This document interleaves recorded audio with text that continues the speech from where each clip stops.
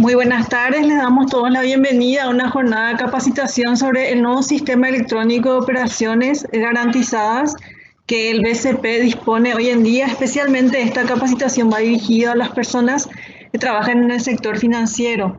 Ahora, antes de iniciar, nada más va a estar dando unas palabras el señor Marco González, quien es el gerente de la unidad jurídica del Banco Central del Paraguay. Muy buenas tardes a todos.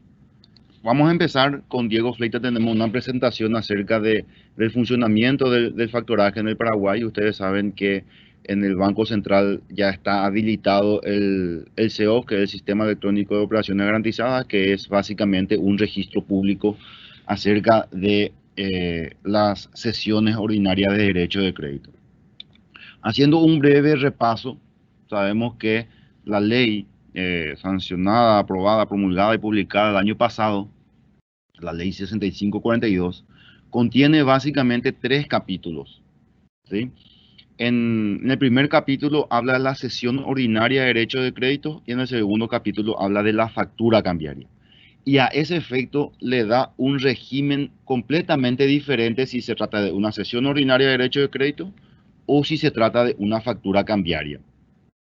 La factura cambiaria, para ponerlo de mejor manera, y acá se puede ver en la presentación, es un título autónomo. No requiere de ningún registro más que el que conste en el cartón, en la factura misma, ¿verdad? Por llamarlo de alguna manera. Si la factura es electrónica, obviamente a través del mecanismo que se determine en la Subsecretaría de Estado de Tributación. Este mecanismo en la factura cambiaria todavía no está operativo porque depende de un reglamento de la SED, del Ministerio de Hacienda, reglamento que todavía no fue emitido, y todos sabemos que para imprimir incluso los talonarios se necesita una autorización expresa de la Subsecretaría de Estado de Tributación que está regulando de manera precisa todo eso. Por otro lado, en cuanto a la sesión ordinaria de derechos de crédito, que sí se van a poder hacer o se deben hacer en la plataforma, en el registro público del Banco Central, hay que registrarlo para que tenga oponibilidad frente a terceros. Y a ese efecto se crea el registro del SEO. Pero vemos acá, y esto es lo importante que quiero que tengan presente, que este SEO, este registro público que está en el Banco Central, es a los efectos de hacer oponible frente a terceros, hacer que desde el momento que se inscriba la ley tenga como que todas las personas ya están notificadas de esa sesión. Ese registro es solamente para este tipo de sesiones ordinarias de derecho de crédito. Cuando hablo de sesión ordinaria me estoy refiriendo básicamente a cualquier derecho de crédito, a cualquier derecho futuro de cobro.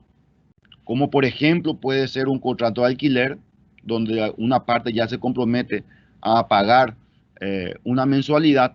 También puede ser un flujo de caja, por ejemplo, si uno está en un supermercado y tiene un flujo cotidiano, puede también comprometer ya los flujos de cajas de días o meses o años posteriores, ¿sí? Esos son ejemplos de sesiones ordinarias de derecho de crédito, porque son ordinarios, no están instrumentados en un título ejecutivo, en un título de crédito. Ese es el condimento fundamental que lo diferencia de la factura cambiaria. Aquí en la ley, a la factura cambiaria, la ley le da ese carácter de título ejecutivo. De allí la diferencia. Acá tenemos a los efectos de una mejor comprensión de que se diferencian ambos tipos de factoraje, porque tanto la factura cambiaria como la sesión ordinaria son operaciones de factoraje, solamente que tienen regímenes diferentes. En la sesión ordinaria el registro se hace ante el BCP y la reglamentación del SEO, del sistema electrónico del registro, la hace el BCP, el reglamento que ya está disponible en la página web de la institución, en la página del SEO. En cambio, a los efectos de determinar las condiciones de la factura cambiaria se requiere de este reglamento de la SED. Es una autoridad competente diferente. La segunda gran diferencia es la que le decía antes. A los efectos de lograr la oponibilidad frente a terceros, si alguien compra un derecho de crédito que yo tengo porque mi deudor, ya yo quiero trasladar ese derecho al pago que yo tengo a una persona, a cualquiera de ustedes, para que todo el mundo se entere. Yo no necesito, obviamente, en derecho creamos la ficción de que todo el mundo se entera, pero en realidad no todo el mundo se va a enterar porque a lo mejor nadie tiene interés o no revisa, pero se crea un registro para que cualquier persona pueda eh, enterarse de la cesión de esos derechos. Por eso es que la ley dice de que se logra la oponibilidad frente al tercero desde el momento en que se hace la anotación en el registro que lleva a cargo el Banco Central. En cambio, para la factura cambiaria, no se necesita notificarle a todo el mundo, no se necesita crear un registro. ¿Por qué? Porque esa factura cambiaria ya es un título de crédito y solamente es oponible con la factura misma. Es decir, yo sé que no le puedo pagar a nadie que no me presente la factura. Solamente al que me presenta la factura yo le puedo pagar. Entonces, sabiendo todos que esa es la condición para operar, para oponerle a los demás, esa preferencia que yo tengo, ese derecho que yo tengo sobre la factura cambiaria, no necesito ningún registro porque tengo la factura en mi mano. Obviamente que tiene que ser endosada y aceptada con todos los condimentos que la ley determina, ¿verdad? Un elemento muy importante es que en la factura cambiaria obviamente es esencialmente transmisible, ¿verdad? Pero evidentemente como rigen las reglas de los títulos de crédito, eventualmente se puede discutir si es que alguien puede poner, así como en los cheques, no endosable o no transmisible, ¿verdad? En cambio, con las sesiones ordinarias, y vamos a ver después con mayor detalle de qué se trata, esta sesión opera aún cuando haya un pacto en contrario. ¿Qué significa esto?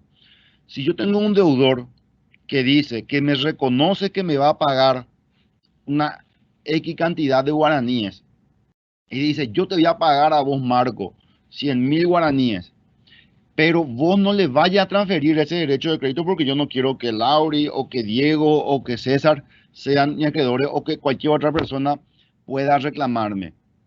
Aun cuando exista esa cláusula, yo puedo transferir mi derecho al cobro de esos 100.000 a otra persona. Yo voy a ser responsable por incumplir mi contrato, pero la cesión de derecho igual va a poder ser transmisible. La ley permite, la ley autoriza esta transmisión aún con pacto en contrario. ¿Por qué? Como un incentivo a que no se generen gravámenes ocultos y toda persona pueda comercializar con ese derecho de crédito que tiene. La idea justamente detrás de factoraje es darle, crear un mercado de factoraje, crear un mercado que dé liquidez a las personas que necesitan, ¿verdad? Y esto es muy importante. También en la sesión ordinaria hay que notificarle al deudor cedido acerca de quién va a ser su nuevo acreedor, ¿sí? En cambio, con la factura cambiaria no se necesita notificarle al deudor porque el deudor cuando va a pagar necesita tener a la vista la factura para saber que está pagando bien.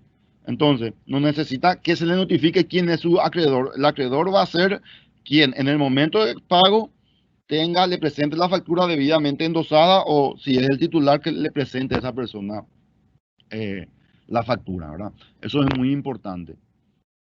Y también, obviamente, la transmisión es diferente, ¿verdad? La transmisión por la sesión ordinaria se hace a través obligatoriamente a través del registro que está habilitado en el Banco Central. En cambio, la factura cambiaria no, ya dijimos, no se hace a través del registro, sino se hace a través del endoso en la propia factura. Siempre que se trate de una factura física. Cuando se cree la factura electrónica y supongamos que la SED implemente un sistema tipo una depositaria de valores donde todas las transmisiones de factura están interconectadas y en el sistema puede uno acceder a un software desarrollado que permita visualizar a dónde van esos derechos de crédito. Vamos a estar hablando básicamente de un registro similar al que habría acá en el banco, pero eso depende de que la SED lo determine. Mientras tanto, mientras tengamos factura física, solamente se van a poder transmitir por endoso.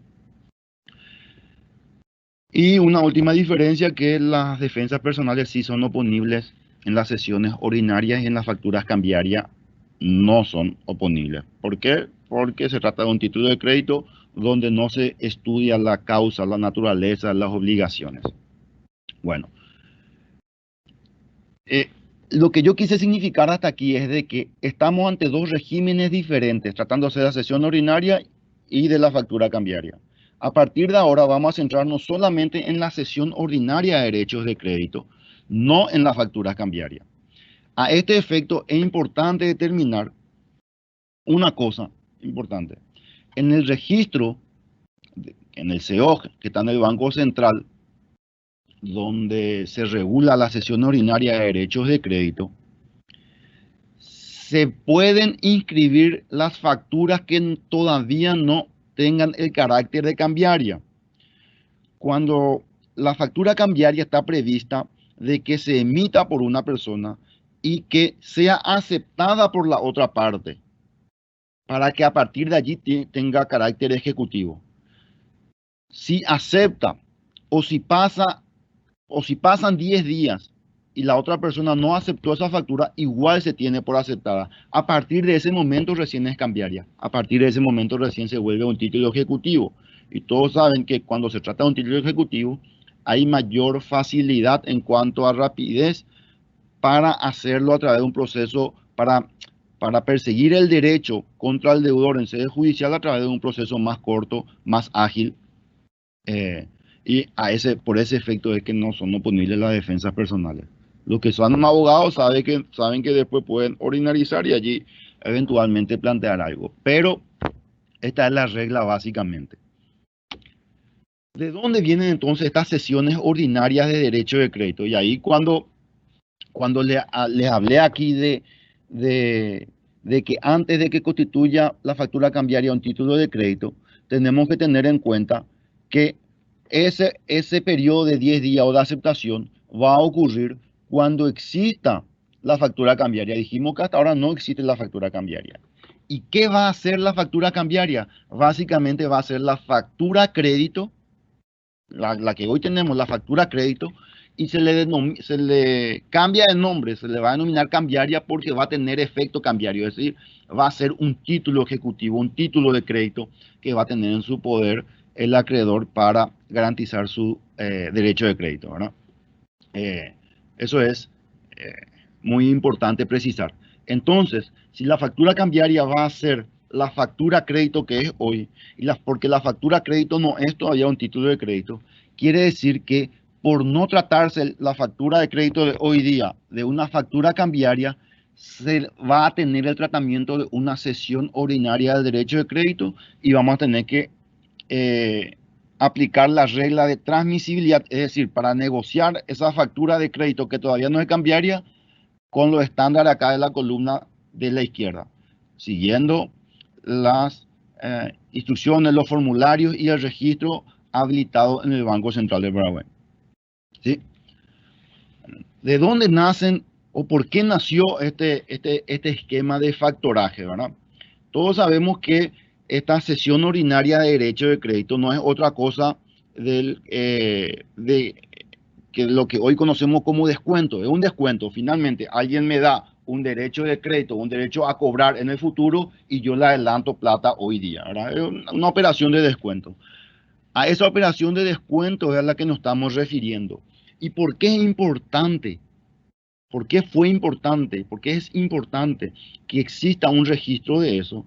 Porque todos sabemos que cuando nosotros tenemos un deudor, normalmente cuando hace o esto se ve en mayor medida en las convocatorias de acreedores o en las quiebras, que alguien empieza a inventar pagarés y compromisos obligacionales o derechos, compromisos crediticios para mejorar su posición de negociación frente a otros acreedores, ¿verdad?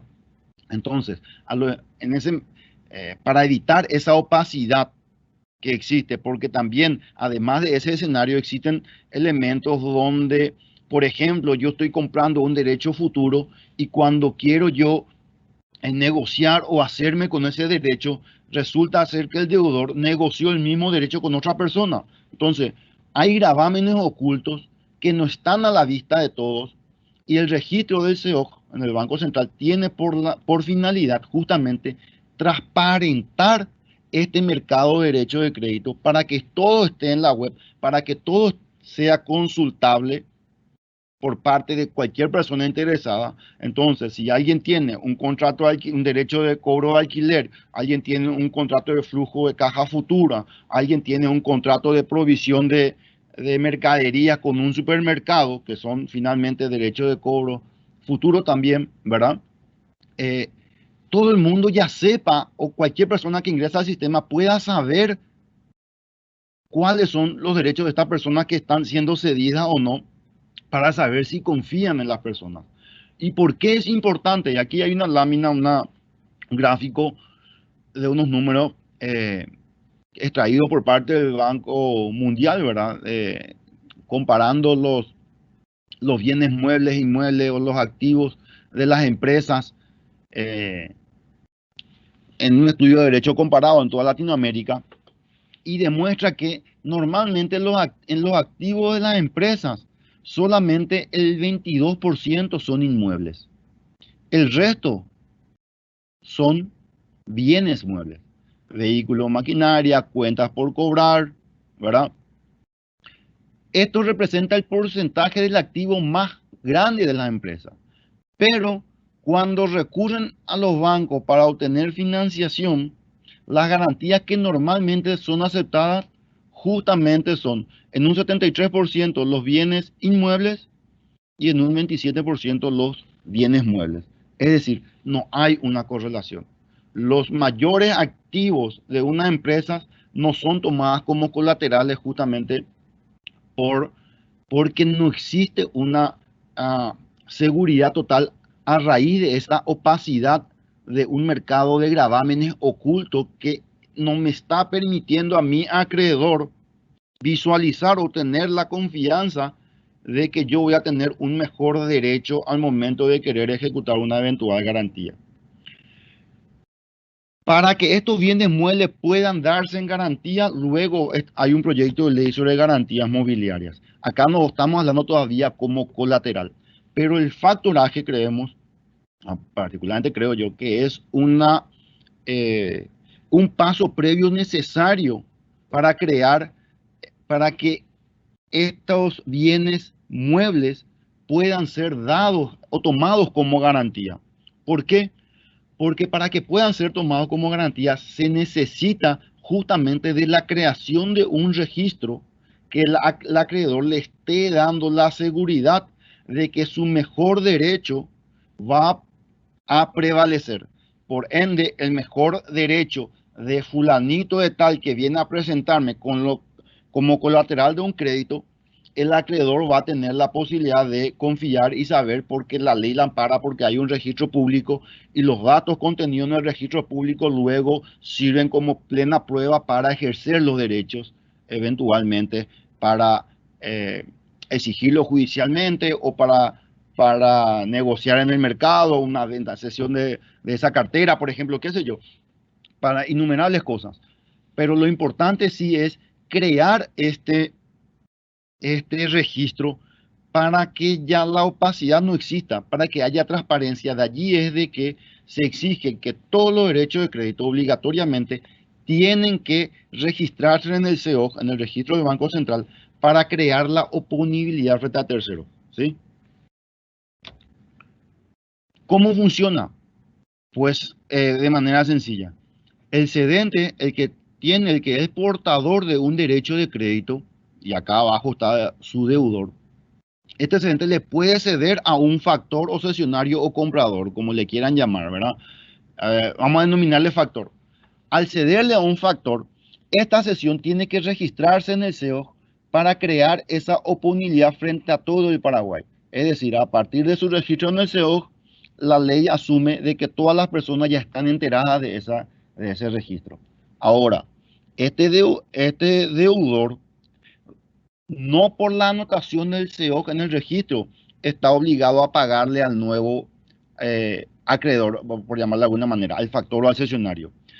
Para que el deudor esté obligado a pagarle al factor, se le tiene que realizar una notificación diferente e independiente al registro en el SEOG, ¿sí? Solo a partir de esa notificación es que el deudor está obligado a pagarle al nuevo factor. Hasta antes de esta notificación, todo pago que el deudor le haga al cedente o vendedor primigenio se va a reputar válido. De allí que esta notificación es muy importante para determinar el nacimiento de la obligación de pago por parte del deudor al factor que compró este derecho de crédito, ¿sí? Y dijimos que la anotación en el SEOG es a los efectos de brindar oponibilidad frente a terceros. Terceros son los que no están relacionados en las operaciones. El deudor no es un tercero porque es parte de la operación. Es importante mencionar que el SEOG, y eso lo va a explicar muy bien Diego, desde el momento que se hace una sesión, la ley, los reglamentos, los formularios exigen el registro de los correos electrónicos de todas las partes involucradas y de por sí ya genera notificaciones automáticas a los correos electrónicos, ¿sí? Pero esa notificación, para que sea oponible frente al deudor, tuvo que haber sido pactada. ¿Qué quiere decir esto? Que la ley determina que para que se le obligue o para que sea válida esta comunicación al deudor, ¿sí? La notificación tuvo que haber sido realizada a través de telegrama colacionado, escribano público, judicialmente, salvo pacto en contrario. ¿Y qué quiere decir este salvo pacto en contrario? Que si se pactó en el contrato que la notificación se iba a realizar a este deudor a través de esta notificación automática y de gentileza que dijimos que hace el SEOG, entonces lo que está pactado en el contrato es válido y esta sola notificación del SEOG ya se va a reputar válida para el deudor, ¿sí? Ahora, si no hay ese pacto, se va a tener que realizar a través de un medio fehaciente de notificación al deudor que está, cuya deuda está siendo cedida a un factor, ¿sí? ¿Cuáles son las ventajas y desventajas del factoraje, verdad? Hablando como sesión ordinaria de derecho de crédito, bueno, las ventajas son que tienen una liquidez inmediata, ¿verdad?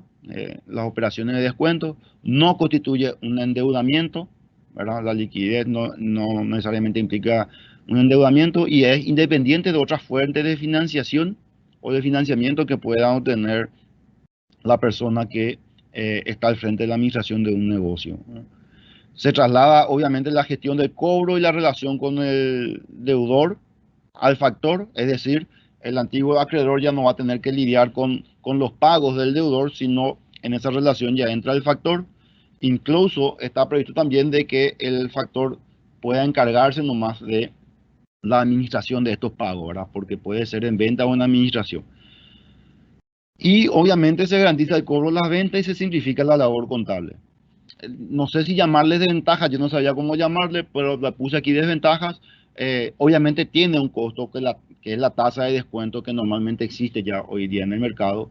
Obviamente la experiencia de otros países es que esta tasa va bajando. ¿Por qué? Porque se crea un mercado donde ya existe transparencia, donde hay un registro público, donde existe mayor información del cedente, del deudor. Entonces obviamente debería bajar este precio, pero finalmente sabemos que el precio a ser pactado va a depender de la calidad del deudor, pues el factor va a analizar el factor, los elementos de riesgo de crédito para aceptar o no y en su caso para determinar el monto que está dispuesto a pagar por esos derechos de crédito que los toma, ¿verdad?, como nuevo acreedor. Eso básicamente son las cuestiones principales del SEOG. Como le dije, lo que busca o lo que ocurre a partir de este momento es que hay una transparencia, una actualización en tiempo real. Esta plataforma funciona 24/7, las 24 horas del día, los 7 días de la semana, y es gratuito. Para crear esta conciencia, el Banco Central determinó de que sea, que tenga un costo cero, porque normalmente en otros países tiene un costo, aunque mínimo, solamente para que funcione el sistema de $1, de $10, de $20. En otros países es más caro, ¿verdad? Bueno, en nuestro país es gratuito y funciona todo el tiempo. Entonces, en cualquier momento alguien va a poder entrar a la plataforma y saber si existen operaciones realizadas sobre determinados derechos sobre los cuales uno está interesado en negociar, ¿verdad? Si hay más de una operación que se registra en el SEO sobre el mismo derecho de crédito, rige la regla de primero en tiempo, primero en derecho. A partir de que se envía toda la información y se ingresa al formulario en el SEO, el que tenga, el que haya inscrito primero, conforme con la hora, minuto y segundo en que haya sido registrada esa operación, va a tener una preferencia sobre ese derecho de crédito. Un elemento importante es que vimos que acá en la relación hay un cedente y hay un factor. Bueno, a los efectos del registro, si alguien quiere, vamos a suponer que este derecho de crédito luego es transferido o cedido a varias personas, a 10 personas más, ¿sí? Entonces, lo que va a cambiar en esta operación, y esto es importante, va a ser el nombre del factor nomás, pero el nombre del cedente siempre va a estar en el formulario. Esto es importante que sepan porque a los efectos de poder, para facilitar la búsqueda, obviamente aquel que quiere transigir va a querer buscar cuáles son los datos o los derechos de este cedente para asegurarse que no haya duplicado, por ejemplo, algunos derechos y se le estén vendiendo gatos por liebre, ¿verdad? Entonces, por eso es muy importante significar eso. Ya dijimos, la oponibilidad frente a terceros se produce con la inscripción de una sesión en el SEO, pero la oponibilidad frente al deudor con la notificación que se tiene que realizar de manera fehaciente o por un mecanismo que se haya pactado. Entonces, la notificación al correo electrónico que hace el SEO es de gentileza, salvo que se haya pactado que esa va a ser la notificación para el deudor. Entonces, el factor o el cedente ya se queda liberado de hacer una nueva notificación cuando compra o vende un derecho de crédito. De allí que para buscar mejor, obviamente es importante identificar todos los datos, ¿verdad? Para no solamente a la hora de introducir en los formularios las informaciones precisas, sino también al momento de realizar las búsquedas, ¿verdad? Y creo que eso es todo por mi parte. Muchas gracias. Diego. Muy buenas tardes a todos. Muchas gracias por los que pudieron asistir a este evento. Gracias al doctor Marco también por la excelente exposición.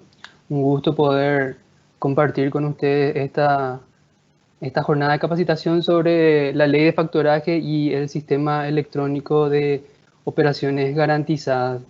Mi nombre es Diego Fleitas y actualmente estoy en el área o en la oficina administradora del SEOC, que es el área que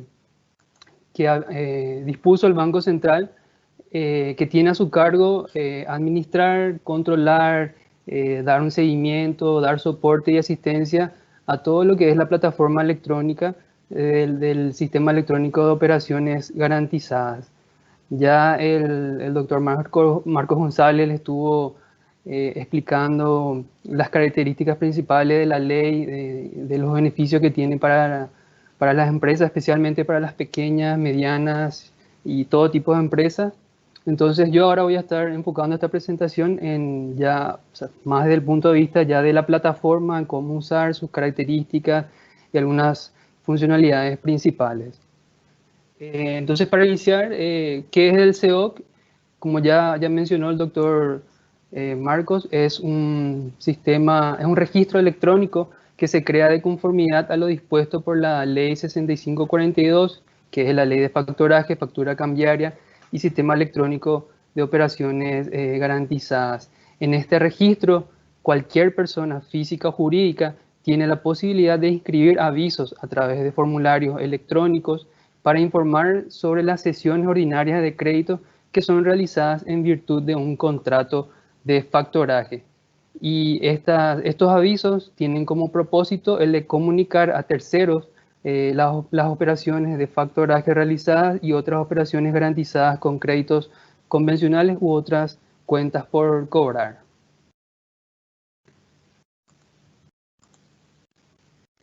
Las características principales de este sistema es que es totalmente electrónico, está basado en una arquitectura web, va a estar disponible en un enlace a través de la página principal del Banco Central. Ustedes acceden a www.bcp.gov.pi y van a encontrar ahí un enlace que les va a llevar a la plataforma. Toda la gestión, todo el proceso, ya sea para apertura de cuenta, para inscripciones, solicitud de certificado, solicitud de usuario, todo es realizado en forma electrónica y no es necesario en ningún momento que se acerquen al Banco Central. Como es una plataforma web y está disponible a través de la página principal del Banco Central, va a permitir una modalidad de 24/7 que representa que la plataforma está disponible las 24 horas, los 7 días de la semana, como ya lo mencionó el doctor Marcos. Funciona como un registro público y permite consultas remotas en su base de datos. Todos los datos que se consignan en el formulario de inscripción inicial pueden ser consultados. Las consultas son libres y gratuitas, no necesitan tener una cuenta de usuario para poder operar en este sistema. Para realizar las consultas simplemente acceden al enlace y pueden realizar las búsquedas por las modalidades habilitadas, que son a través del número de documento y número del cedente, que es la búsqueda oficial, o también en forma alternativa a través del número de documento, ya sea cédula o RUC del deudor cedido.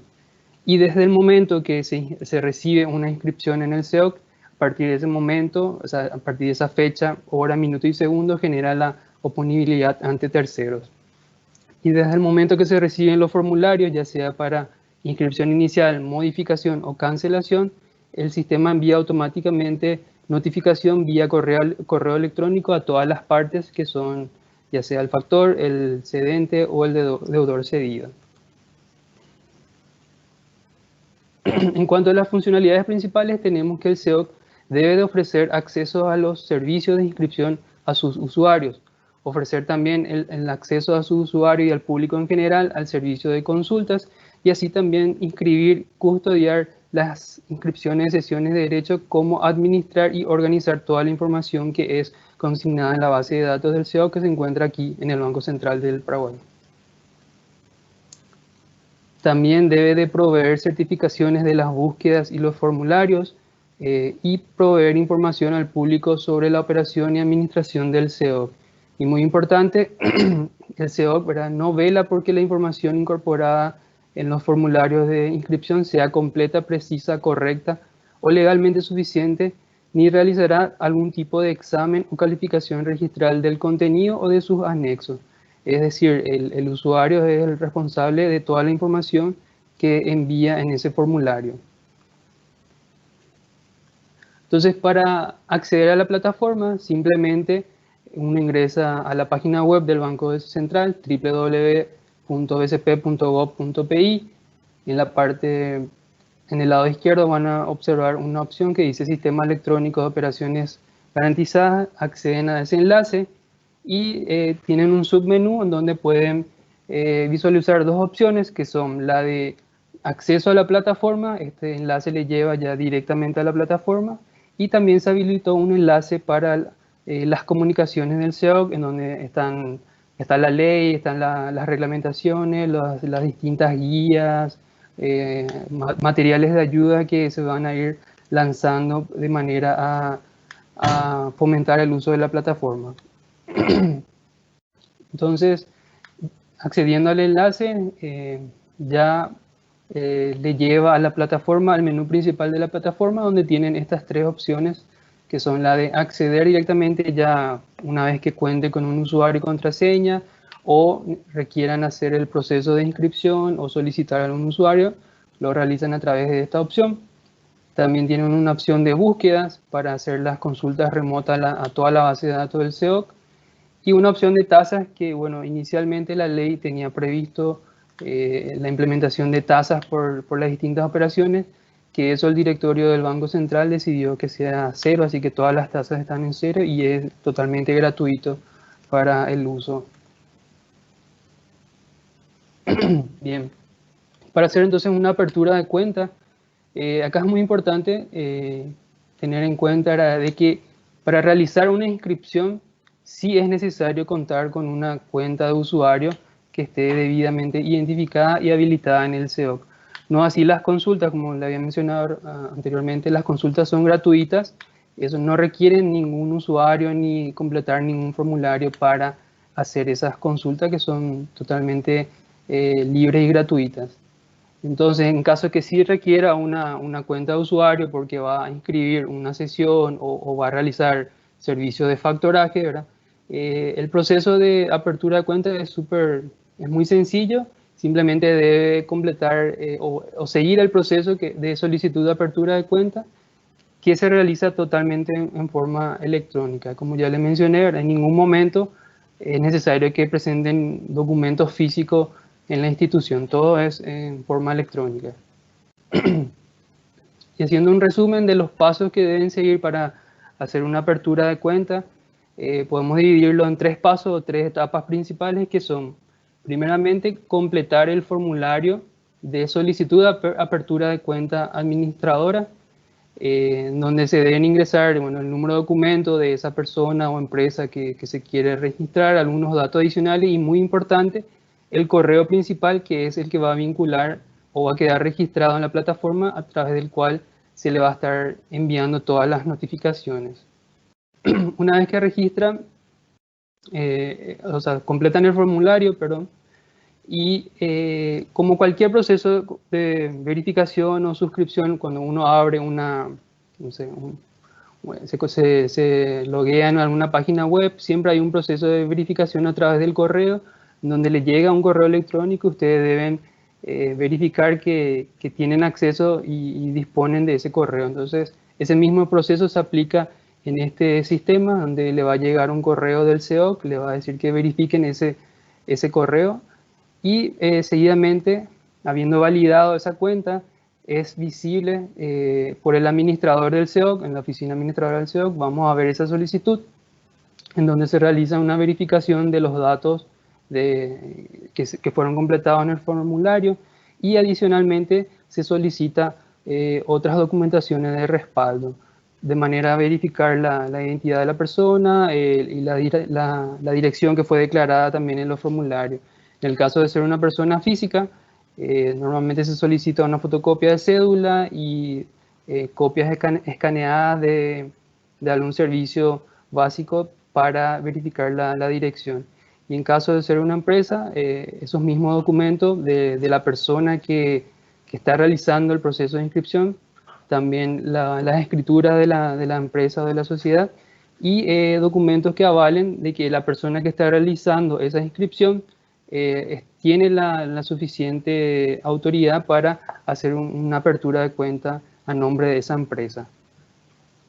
Una vez que se reciban todos esos documentos, el tercer y último paso es el de solicitar la apertura o solicitar una cuenta de usuario. El sistema está previsto que se pueda crear una cuenta principal, nosotros le llamamos cuenta administradora, que sería, por ejemplo, una persona o una empresa, y para el caso de una empresa puede tener más de un usuario, que son lo que se realiza a través de los formularios de solicitud de usuario. Entonces, una empresa puede tener un área de factoraje y esa área puede estar comprendida por más de un usuario. En el caso de una persona física, probablemente la misma persona va a ser el mismo usuario también, pero si lo requiere, puede solicitar más de un usuario. Entonces, para hacer el proceso de apertura de cuenta es bastante sencillo. Acceden a la opción que dice acceso desde el menú principal. Van a ver una pantalla de ingreso o donde le solicitan las credenciales. Si ya lo tienen, directamente ingresan su usuario y contraseña. Y la primera vez lo que hacen es el proceso de registrarse en el sistema. y la solicitud de usuario, que son los pasos que le habíamos mostrado anteriormente. Cuando ingresan a registrarse del sistema, directamente ya van a tener acceso al formulario de solicitud de apertura de cuentas. En este formulario, como les mencioné, le pide que indiquen el tipo de persona, el número de documento, la dirección, el número de correo, que es muy importante para hacer todas las comunicaciones, y los datos de la persona que está haciendo esa solicitud. Si es una persona física, va a ser la misma persona probablemente, y si es una empresa, una persona jurídica, probablemente los datos de la persona que está haciendo este proceso de inscripción, que debe tener la autorización para poder representar a la empresa que está solicitando la apertura de la cuenta administradora. Seguidamente, el sistema le va a mostrar los términos y condiciones de uso de la plataforma. Es muy importante que lean esto, y en donde le indica que el usuario es responsable de toda la información que ingresa en los formularios. Entonces, habiendo hecho todos estos pasos, si se recuerdan el gráfico, el último punto es el de solicitar un usuario. Entonces, este es el formulario de creación de usuario. Deben nada más indicar la cuenta administradora, que fue previamente inscripta, verificada y validada, y los datos de la persona que va a ser el usuario, su número de documento, su correo y nombre de usuario, ¿verdad? Entonces, conforme a lo establecido en el reglamento, un usuario es la persona física o jurídica que, habiendo cumplido con todos los requisitos que establece el reglamento, recibe una cuenta de usuario para ingresar y hacer uso del SEO. Como les mencionaba, el usuario es la cuenta administradora o la cuenta principal, y esta cuenta puede tener a su vez uno o más subusuarios, que es él o las personas que sean autorizadas por un usuario para que bajo su cuenta puedan realizar operaciones en el SEO. Entonces, básicamente ese es el proceso de inscripción. Es bastante sencillo. En el caso de que realicen el proceso de inscripción, suele durar entre un día o 2 días, dependiendo, ¿verdad?, de también que estamos en forma remota y con cuadrilla. A veces demora un poco más, pero el proceso es súper sencillo y rápido. Pasamos ahora a lo que son los formularios. Actualmente, en la versión que tenemos instalada en producción, tenemos 3 formularios. El formulario de inscripción inicial, que es el formulario principal a través del cual se inscribe una sesión de derecho en el SEOC.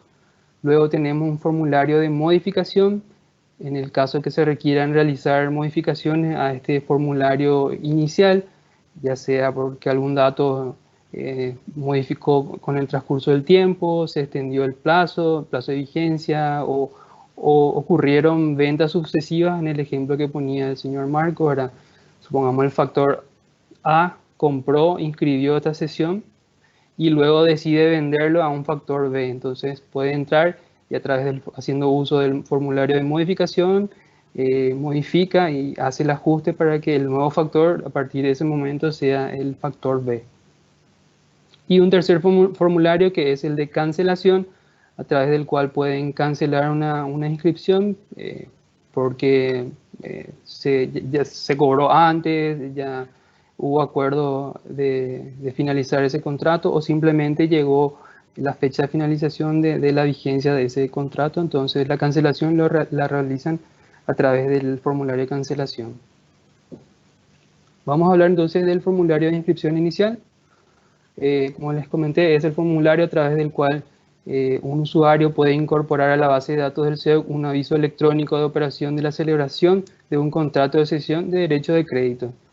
Cada inscripción se identifica en forma independiente por el número de inscripción. El usuario que realiza la inscripción, esto es muy importante, es el único que puede realizar las modificaciones o cancelación del formulario de inscripción inicial. Y al momento de realizar ya sea una inscripción, una modificación o su cancelación, el sistema va a enviar notificaciones automáticas a través del correo electrónico que se declaró en los formularios de inscripción inicial al cedente, al deudor cedido y al factor.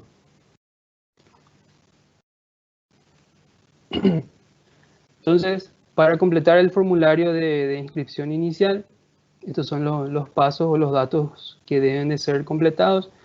Primeramente y muy importante es identificar o declarar en qué calidad va a estar realizando la inscripción, que puede ser como sesionario o tercero autorizado. Sesionario es en el caso de que la misma persona o empresa es el que compró los derechos y va a ser el factor en esa operación. Y está previsto un caso de tercero autorizado para aquellas personas o empresas que realicen servicios de factoraje y den ese servicio a otras empresas. Esto es muy interesante porque, bueno, el día de mañana y viendo también modelos de otras de la región que se utilizan en otros países, esto el día de mañana puede crecer y pueden haber empresas de fintech, por ejemplo, que den estos servicios o que ofrezcan plataformas de negociación en donde puedan ir ahí como subastando o ofreciendo los distintos contratos, ¿verdad? Y esa empresa al finalizar esa subasta, por ejemplo, se comunica con el SEO a través de las API o las interfaces de integración que van a ser desarrolladas también, pueden enviar y registrar en lotes en el sistema. Pero básicamente para hacer un formulario de inscripción, los datos que deben completar son primeramente los datos del sesionario o factor, y entre esos tenemos el nombre, tipo, el número de documento, el correo y la dirección. Luego los datos del cedente, también de igual manera su nombre, tipo y número de documento, correo electrónico y dirección y rubro al cual se dedica. Luego debe de ingresarse una descripción de los derechos de crédito objeto de esa sesión, ¿verdad? Así también debe especificarse el tipo de sesión, que puede ser en venta o en administración, y la actividad comercial de la que deriva.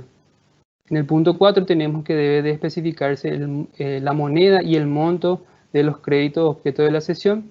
Esto también está adecuado conforme a lo que dice la ley en el caso de que sea supongamos unos créditos a futuro y el importe en ese momento no está determinado, hay una opción que pueden tildar de manera a dejar este campo liberado. Se debe de indicar también el plazo de vigencia de la inscripción, que sería hasta cuándo esa inscripción va a estar vigente. Y por último los datos del deudor cedido, que serían el nombre, tipo, el número de documento, el correo y la dirección de ese deudor. Al igual que el punto 4, también en el caso de los créditos futuros, puede indicarse esa opción de manera que estos campos queden liberados, dado que se considera que en ese momento pueden no tener esa información o no sepan todavía quién es el deudor, entonces pueden quedar esos campos liberados. Y ya dentro de la plataforma, esto sería como se ve el formulario de inscripción, tienen los datos del acreedor o el factor, ¿verdad? Que es el punto 1. Luego tenemos los datos del cedente. En el punto 3 tenemos la descripción de los derechos cedidos, el tipo de sesión y la actividad. Los datos del monto de la sesión, en caso de que está determinado, le dicen sí o no para indicar que no se tiene esa información. El plazo de vigencia de la inscripción y los datos del deudor cedido.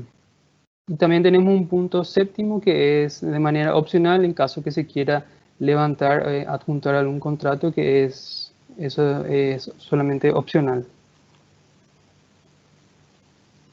Pasamos a lo que son las consultas remotas.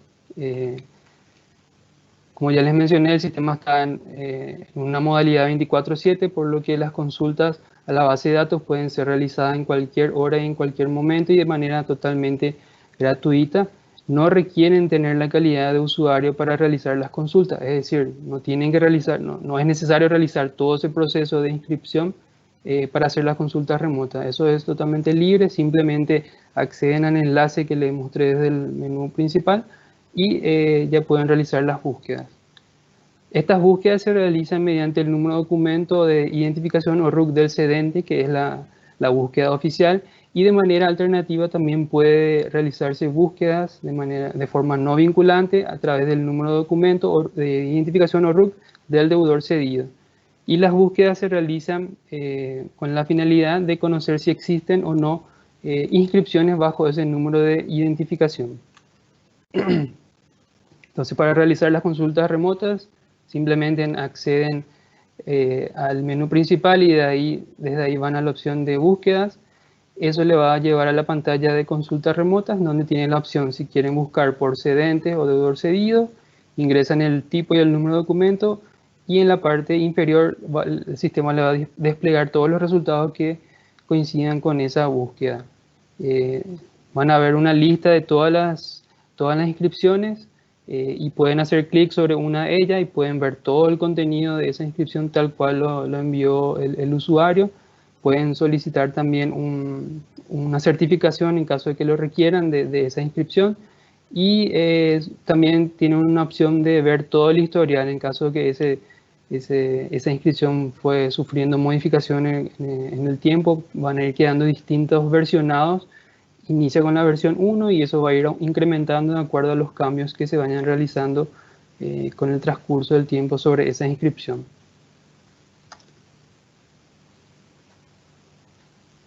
Bien, en caso de que se requiera una solicitud de certificación, también el SEOC permite que se emitan estos certificados en forma electrónica de los datos que están consignados en la base de datos. Este certificado electrónico contiene toda la información que existe bajo ese número de identificación en la base de datos, y tiene todos los datos a la fecha, hora en que se emite ese certificado. Y la certificación es generada en forma automática por el sistema y cualquier autoridad podrá verificar su contenido a través de una consulta al SEOC. Es decir, ese certificado que se va a emitir uno puede presentar, y si alguien quiere verificar los datos simplemente accede al SEOC, busca por ese número de documento y número de inscripción y puede ver todo el contenido. Y esto sería un modelo de cómo está cómo el sistema emite una certificación, ¿verdad? Donde tiene todos los datos que fueron consignados por el usuario en esta inscripción. También en la parte superior pueden observar un código QR, el cual puede ser escaneado con algún dispositivo móvil, y eso le va a llevar directamente a una página del Banco Central donde le va a indicar si esa inscripción está vigente en ese momento. Ya para ir cerrando, entonces tenemos un pequeño resumen de las inscripciones o de las aperturas de cuenta que tenemos hasta este momento. Tenemos 24 solicitudes recibidas, de las cuales 9 ya están totalmente habilitadas y listas para operar. 15 están en procesos de verificación, y de acuerdo al tipo de persona física o jurídica tenemos 14 que son físicas y 10 jurídicas. Y en cuanto a los beneficios, esto con la implementación de la ley de facturaje y el sistema electrónico de operaciones garantizadas, ¿verdad?, posibilita que proveedores de bienes o servicios que desean vender o ceder sus derechos de créditos por cobrar como garantía, ahora tendrán la posibilidad de recibir financiamiento de forma inmediata. También permite poner a disposición de terceros las operaciones de facturaje realizadas y otras operaciones garantizadas con créditos convencionales u otras cuentas por cobrar. Y así se logra dar un paso transformador en Paraguay hacia un sistema financiero cada vez más dinámico, inclusivo y con alto grado de digitalización, orientado a brindar soluciones de financiamiento, especialmente a las micro, pequeñas y medianas empresas. También con esto se logra contar con un instrumento más que facilita el acceso al crédito, al financiamiento y a la liquidez de las pymes. La implementación de las notificaciones por correo también ofrecen un mecanismo de transparencia para las operaciones de facturaje. Se logra una reducción de los costos que conllevan la realización de operaciones de facturaje, y evidentemente también contribuye a la formalización de la economía. Le agradezco mucho por la atención.